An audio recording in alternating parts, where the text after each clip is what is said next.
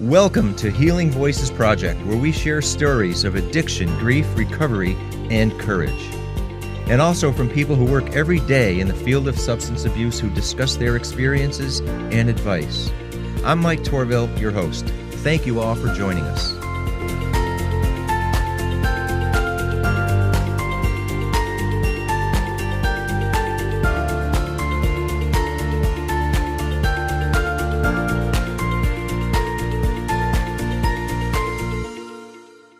Welcome back, everybody, to Healing Voices Project podcast, where we share stories of addiction, grief, recovery, and courage. It's a new year. It's a new season. We have a new look, a new website. Everything's new in 2022. And we also have a new guest, Dave Beaudet. And Dave is a friend of a friend who caught wind of the podcast all the way from San Antonio, Texas. But I should add, he's also a native of Agawam, Massachusetts. So, Dave, thank you very much for joining us. Dave Beaudet. Thanks, Mike. Good morning. Glad to be here. Hey, thanks for joining in. You've been in Texas for a while now, huh? Yeah. I landed here with the military about 20 years ago. Okay. Kind of fell in love with the winter, so we stayed. I was going to say, why would you ever leave Agawam? Right. Yeah. Thought about coming back, but the winters are a little much. Yeah, I understand. And it happens the older we get, I tell you what, it's a noticeable thing. But, before we get into your story, just to give our listeners a little context, who you are, what you do, and a little bit about yourself and what occupies your time, and then we'll dive into your story. Sure. So originally from Agawam. Grew up there, went to high school at Agawam High School, and then I left for the military literally about a week after I graduated. Kind of wanted to see the world and get out and do things, and joined the Air Force. And the job opened up. I wanted to be a cop or a fireman. And they said, well, if you want to be a cop, you can. I think I graduated June 11th, and 4 days later I was on an airplane. Wow. Back here to San Antonio, and first assignment was overseas in England. So of course I just love traveling, and that kind of set me up for the career that I was able to travel and see all this great stuff.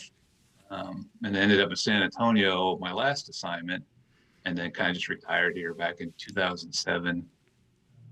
Currently semi-retired now. Just we're trying to do a little bit of traveling, but with the coronavirus, as we know, it's a little bit limited. We bought an RV last year, hoping to get out and did a little bit of traveling and seeing some folks, but taking it slow. See, the RV thing is a pretty good idea because you can isolate and move at the same time. Absolutely. You have your own little bubble to travel, then you have your own food, your own bedroom, and and you can kind of avoid any contacts or big crowds kind of thing. And if you wanted to avoid those crowds, you could have a big sign on the RV that says COVID isolation van. Yeah, it's kind of odd because campers in general, everybody's camping, so they're in a good mood and everybody's very social. So you kind of have to, you want to chat, but let's stay across the street while we do it. Right. Well, you've been retired now since 2007, right? Right. So I retired from the Air Force, active duty. I did 24 years. Then I went back as a contractor for 3 or 4 years, and then I got hired as a GS for about 7 or 8. So I did about 33 years total service with the Air Force, active contract, and then civil service. Wow. You did a lot of traveling while you're in, I bet. Yeah, sure did. Yeah, very blessed. Yeah, that's great. And so when you spend your time traveling, when you're not traveling, what do you do? Great question. So my father passed away 2 years ago, and that's why I kind of retired early to spend some time with him. And then we were going to get set up to travel. My wife and I both love theater, art, museums. I do a lot of work in recovery, work with a lot of folks in the recovery community, which I'm sure we'll get into. Mm-hmm. Took up a little bit of fishing last year, not much luck yet. Lots of reading, just things to keep you busy. We sort of got derailed by the corona. Our real mission was to kind of get the RV, and I've got friends in the military all over, and I just want to spend a few years kind of traveling and seeing people. So we did a little bit of that over the last year. We were able to get up to Niagara Falls, New England, Michigan, some places. So now we're kind of planning this year, so my mom's still alive. She's in Florida. Once saw her, hopefully get to see her again. Nice. Sometime this year. Wow. Now your mom, I'm assuming, was from Agawam also. That's correct. Yep, Right. both my She did the same thing. She moved to Florida at some point. yeah, Yeah. yeah, they did the snowbird thing. They'd go back and forth from Vermont to Florida, Nice. Well, chasing the weather. she's in Vermont sometimes, though, huh? Wow. She was, yeah. And after my dad passed, she just kind of stayed in Florida. Yeah, Okay. just settled there for now. Nice. Nice. You know, I was talking to a friend of ours who we know, Courtney, who was a recent guest. And anyway, through one of our many conversations, she said you had listened to us on the podcast and you were interested in coming on. Now, I just have to ask, when you heard the podcast, something interested you in saying, hey, you know what? I'm interested in being a guest. Um, I'm glad you mentioned that because it's nice having you. But what is it that interested you about coming on the podcast, and what kind of message were you thinking about sharing? Sure. So Courtney's older sister, Kelly, was my best friend in high school. And we stayed in touch pretty much on and off since I never went back after I left the military. So I've been gone about 30 years, but Kelly and I kept in touch. And when Ryan passed, her youngest brother, about 10 years ago, I didn't really know what had happened. And I didn't feel comfortable reaching out. So eventually over time, I think Kelly had told me it was a drug overdose. And um, so, of course, as we'll discuss, I've been sober for about 25 years. So I had my own struggle with alcoholism and addiction. And then when Courtney had posted that she was going to share her story, it interested me because I never knew the whole story of what had happened with Ryan. Yeah. So I was able to watch that last week and immediately messaged her and said, thanks for sharing your story and your strength and your hope. And she in turn said, well, you have your story too. And would you love to share it? And of course I would. Yeah.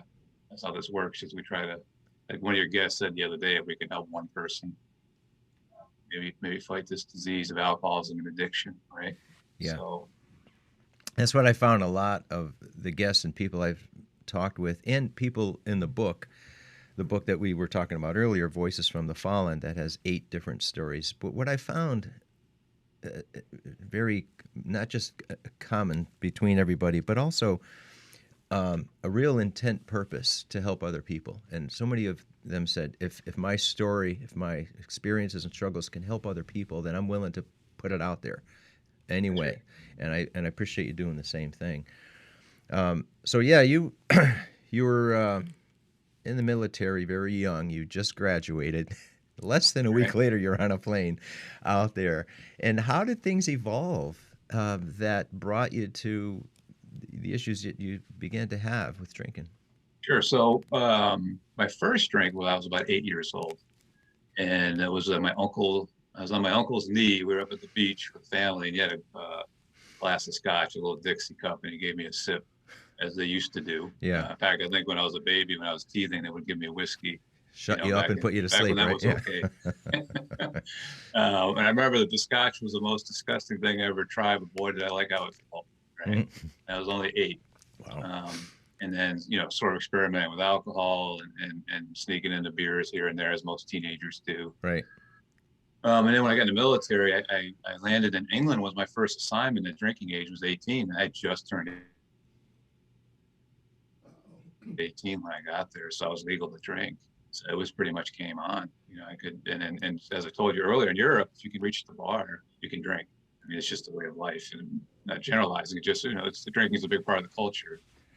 Is wine with all the meals and all that. So yeah, it just kind of accelerated. I'm for sure a recovering alcoholic today. I don't know that my drinking was out of control at first, but it progressed pretty quickly. From beer and the light stuff, and then that wouldn't do it. Then I got into whiskey and rum. I never got into drugs because of the military. We'd get in trouble, right? So if we got randomly drug tested, I'd get thrown out. But alcohol was legal, and as long as I got and at the top of all that is I was a military cop. Oh wow. Which I later found out was very enabling because I'd get in trouble. They would just take me home and drop me off at the dorm and tell me to go to sleep. Instead of facing any repercussions. So that probably perhaps enabled the drinking. But the caveat to that is that from my experience in 25 years I've been in recovery, addiction's addiction. Whether it's alcohol or drugs or food or gambling, anything that changes how you feel is addictive. So there's a lot of people say, well, I don't do drugs, I'll have a few beers. If you're an addict, you're an addict. And there's a lot of age-old arguments and meetings about that. My experience is addiction, period. So, I continued on in Europe. We partied hard, but we always showed up at work. And then I left England and I went to North Dakota, and I found I was still drinking the same way, but there was no parties. It'd be me and a fifth of whiskey on a Friday night, and I just about would finish it. Wow. Yeah. And after a while, I started to realize, well, the party's over, and then there starts to be a knowing, like, I don't think I can shut this off. You must have had a few rough Saturday mornings after those. Yeah. That's a lot. Just to once when I turned 18, again, the drinking age was 18, and my friends and I went out because it was the customary thing to do. Let's just get as drunk as we can. And I drank the fifth of Jack Daniels. And boy, was I sick. I mean, I was throwing up in my friend's brand new Jeep. That didn't go over well. I don't remember much of it. But the next morning I had to go to work in a kitchen in a convent. And after drinking Jack Daniels all night and smelling the food, I threw up all over the kitchen, and it stunk like whiskey vomit. And I ruined the nuns' breakfast, to say the least. Got fired, had to walk home in the middle of January. But point is, to this day, when I even just look at a bottle, never mind smell a bottle of Jack Daniels all these years later, I want to vomit again. It just makes me sick. And that was once. When you do something like that regularly, does it still affect you the same way, or did the effects wear out after all? Your body just gets accustomed to it, doesn't it? Yeah, your tolerance definitely changes. You have to drink more and more, and a lot of people think we don't drink for the flavor. I didn't drink for the taste. Yeah. A lot of those, think about tequila is probably one of the most disgusting things, but I would drink it at the bar, right? Right. And I wasn't doing it because it tasted good. I was trying to change how I felt. Yeah. With alcoholism, once you start the first drink, you can't shut it off. It's not a matter of willpower. There's a genetic component. The DSM-5, which you're probably familiar with, it's a mental health diagnosis of alcoholism. They brought that in 1977, I believe. So it's not something made up like, I wish he could stop it. Once we start, there's no turnoff switch. So it doesn't matter what we're drinking. One of your guests I was listening to the other night, he said he went to the vodka, sour vodka this, and pretty much his vodka out of the bottle. Right? Because I just needed that high. I needed that elusive high to change how I felt. So and you would think, well, geez, that bad hangover, but I would forget the next day. It wasn't about the hangover. It was about, how do I get back to that place where I don't feel anything?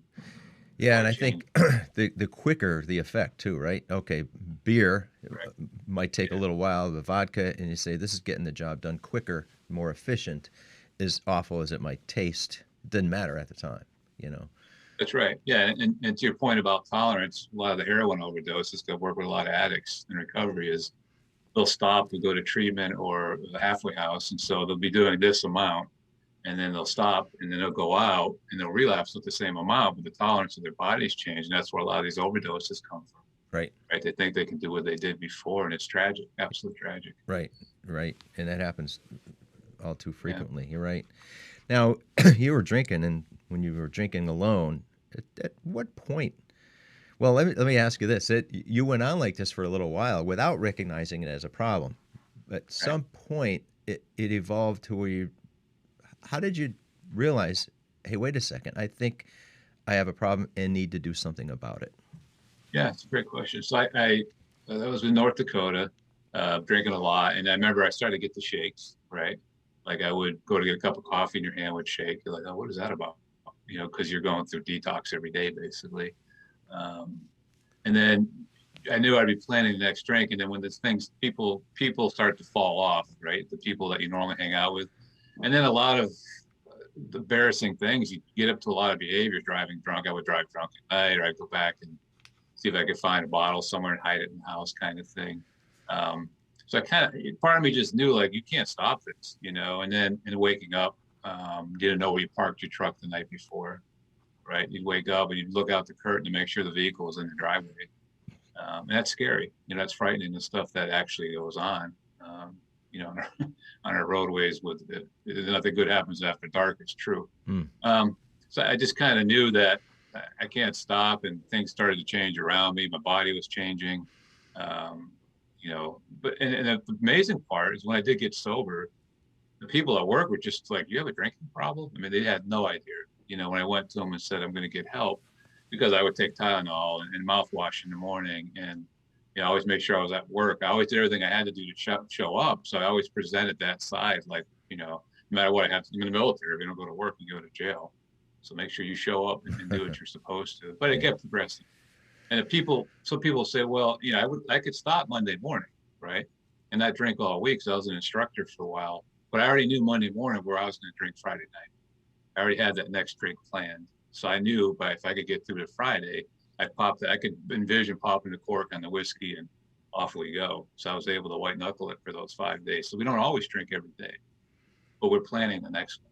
But when you do, and you're right, and sort of evolved around that, you said, okay, 3 days until I can, or whatever, because you know that's what you're focused on, right? Yeah. Now, when you did realize, because a lot of people, when they hit that point, it's through some traumatic experience. It could be an accident or going to jail or something far worse that says holy smoke, or some intervention, something. With you, it wasn't an abrupt, immediate, like an accident or jail.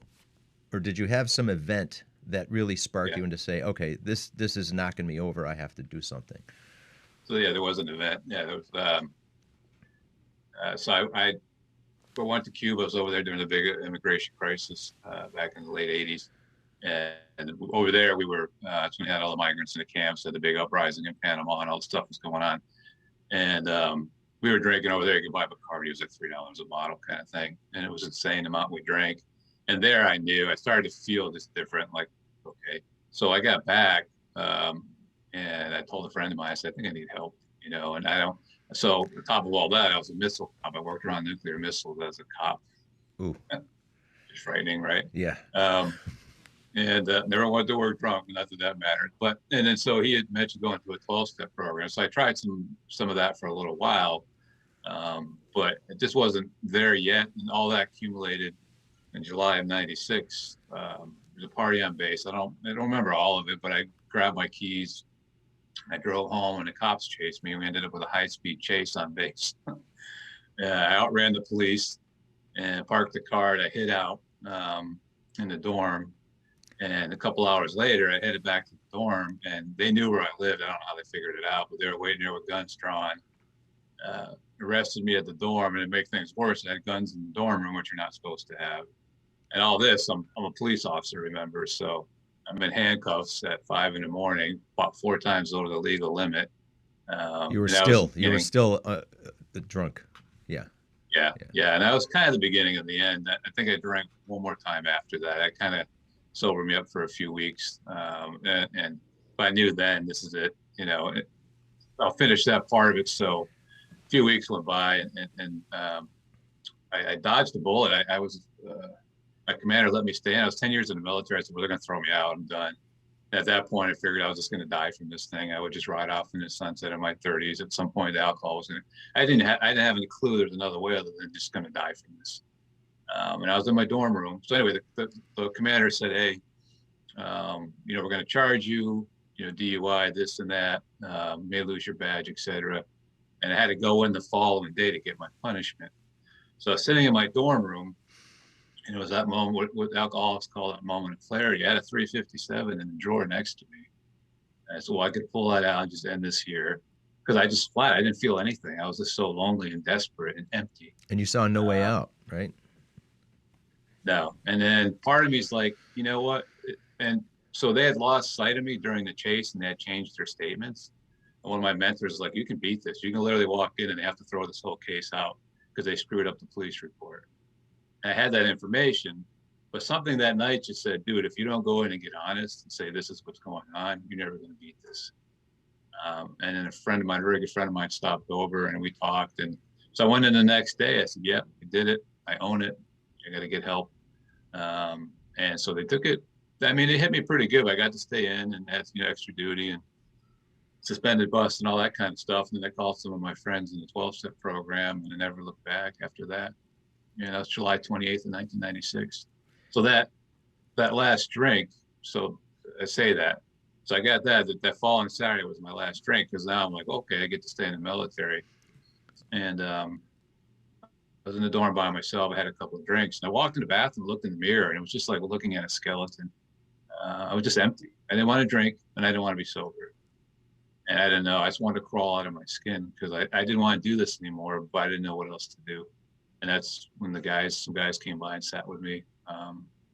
And then that was my last drink, was July 28th of 96. And then I got into a 12-step recovery program. Wow. That was a lot, right? Yeah, no, I mean, That's your question. and I think that there's probably so many who, back when you were in your room and you saw the 357 and you said, you know what, there's no way out of this. This is, unfortunately, there's a lot of people who don't, who just keep going with that thought, you know. In other words, you were able to get past it, but you were marginally close. Yeah, I mean, you just get to that point. There's Yeah. no hope, and I Right. get it. You know, and there's Yeah. suicide by cop. There's people drive their car into a wall, or they just take a bottle of sleeping pills. Or I know the guest you had I listened to one of the podcasts, said she took 1,000 diuretic pills or something like that. Right? Right. That Right. insanity. Yep. Yeah, just trying to turn everything off and stop it. And with that too, you made me think, because I was reading a story the other day about the high rate of military suicides, That's right. and you know and I wonder how much of that is affected to substance abuse. Quite a bit, I'm sure. Yeah. Yeah, in this position you're in, and you know, from those experiences 25 years ago, what you've learned, certainly over time, you came to the point when you say, you know what, I want to share this with other people, or at least try to help other people through your experience, as hard as it, because I would think you find you relate particularly with military people. Do you find that you've been able to help others through sharing your story, and how do you see that that's helped you and others along the way?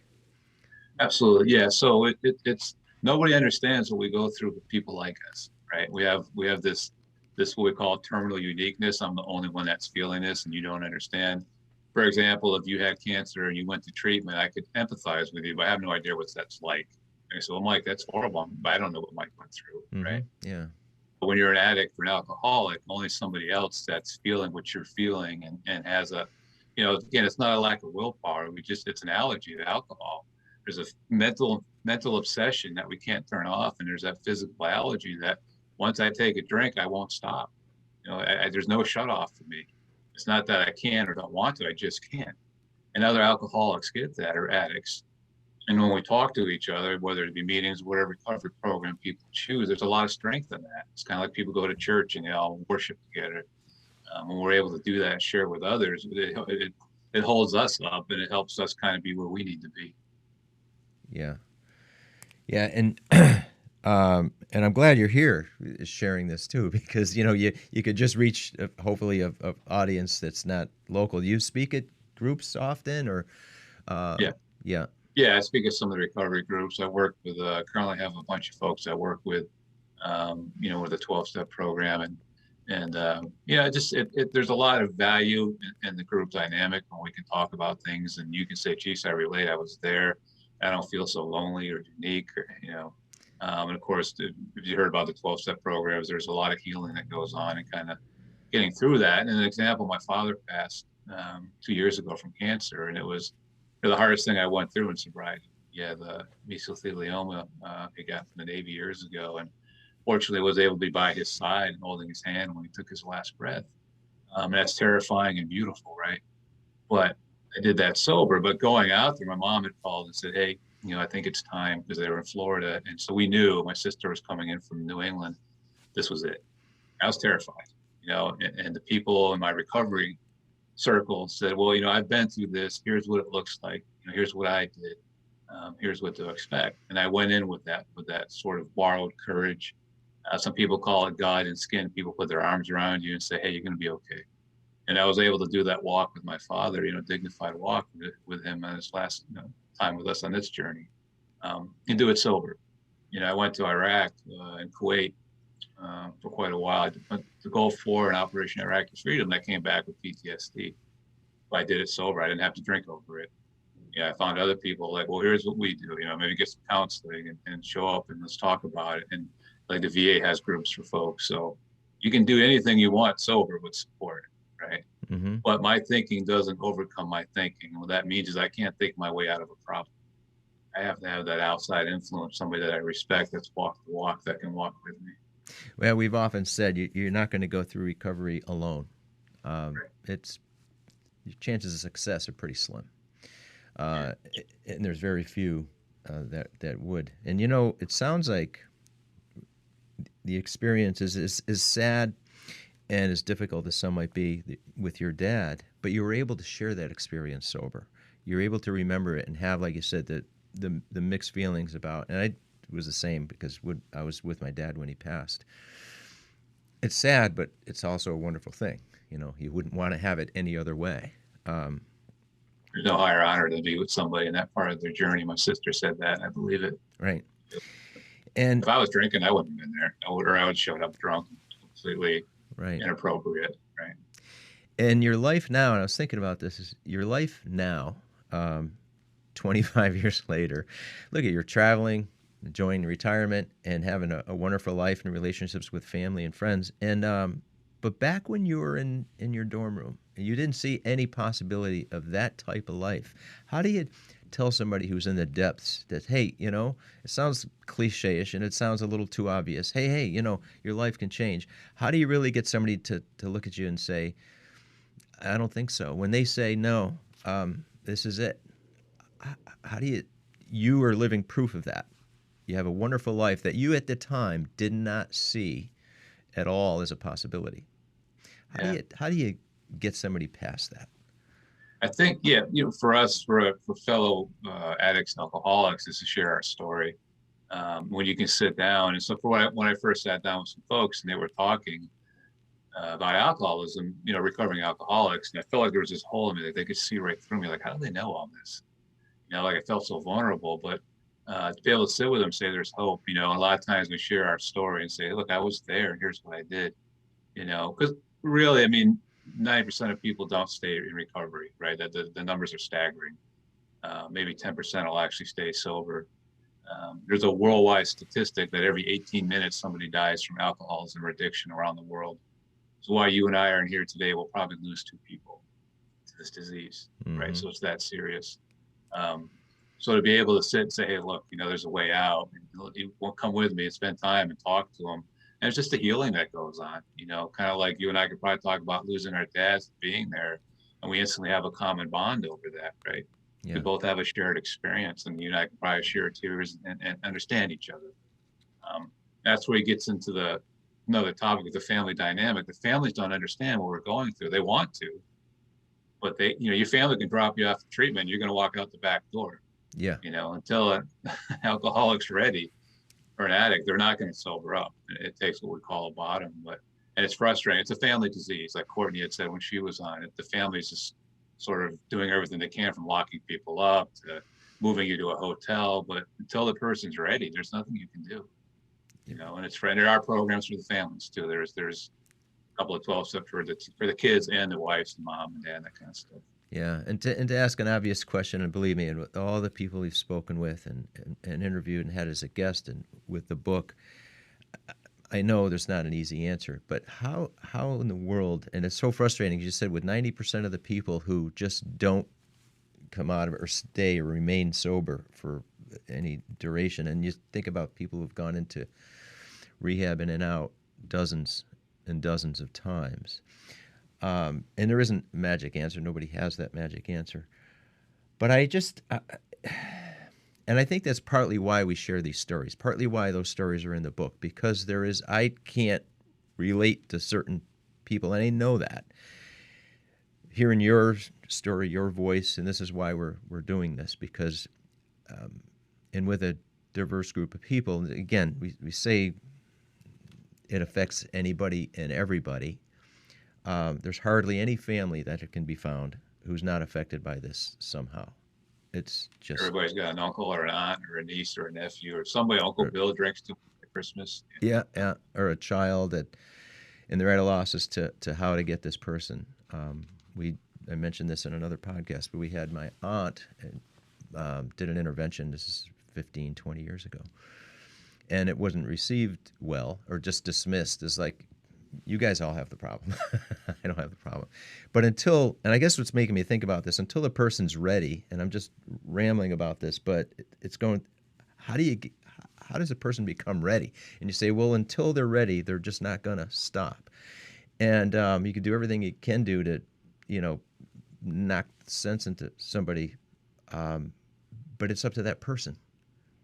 And whatever circumstances like yours led to you to look in the mirror, see the ghost, the skeleton, the person you say, probably I don't recognize, and you had this moment, I'm done.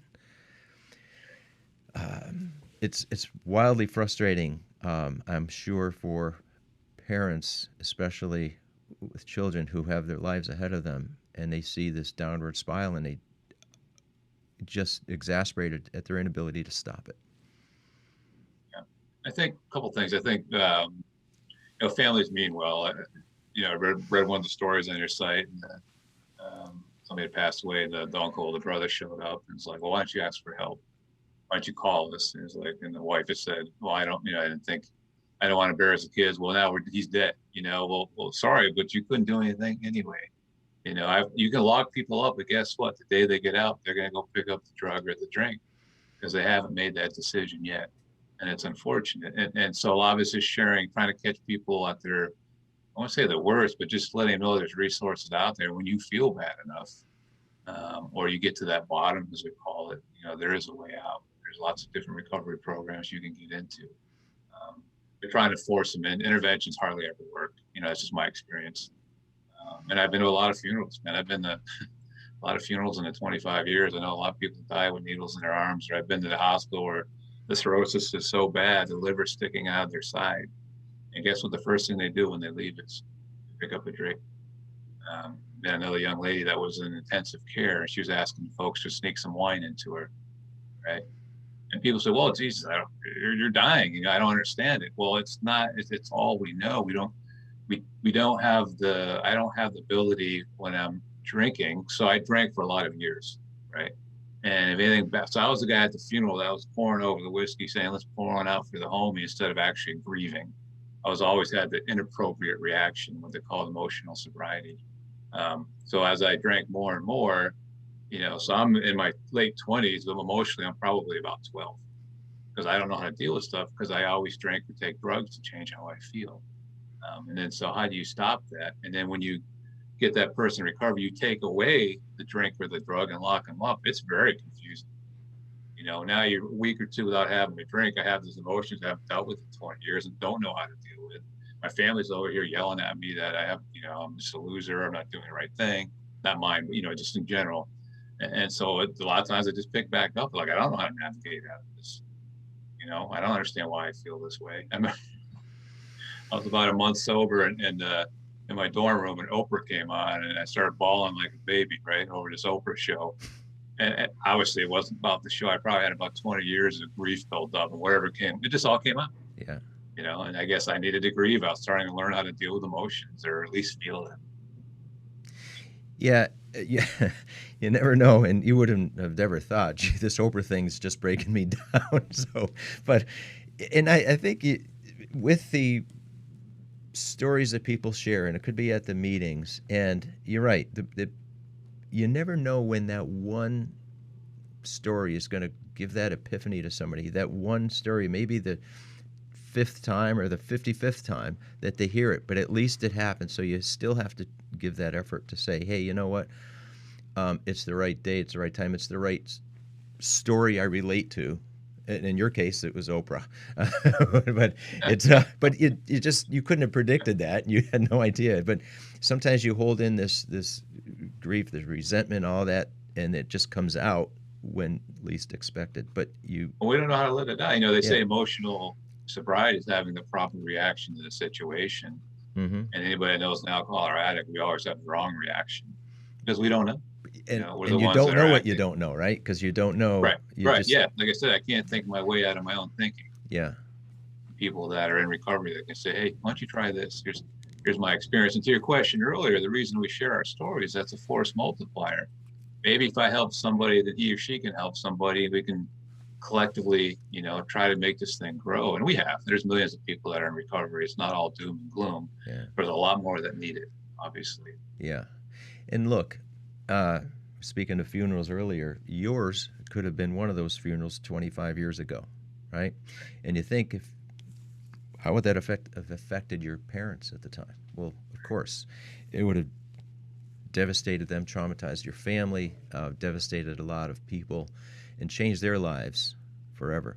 And but now you've had the experience with your parents, sober, and you've also now been able to help other people. So your life has some meaning and purpose, and something you can look back with, saying, you know what, now at least having lived through it, and you could have been just one of those statistics, but now look how different not just your life is, but the lives of people that you love and care for have been better because of your sobriety.